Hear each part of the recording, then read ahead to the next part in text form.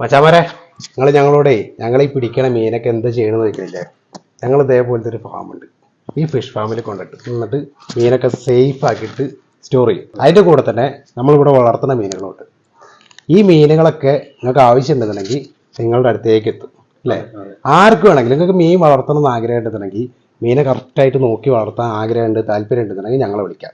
ഇനിയിപ്പോൾ നിങ്ങൾക്ക് മീൻ കൊടുക്കാണ്ടെന്നുണ്ടെങ്കിൽ അതിന് ഞങ്ങളെ വിളിക്കാം.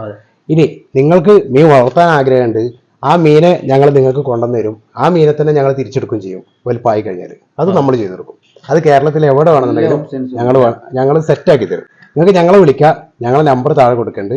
എപ്പോൾ വേണമെങ്കിലും വിളിച്ചോ. എത്ര കിലോ മീനെ വേണമെന്നുണ്ടെങ്കിലും നിങ്ങൾക്ക് തരും.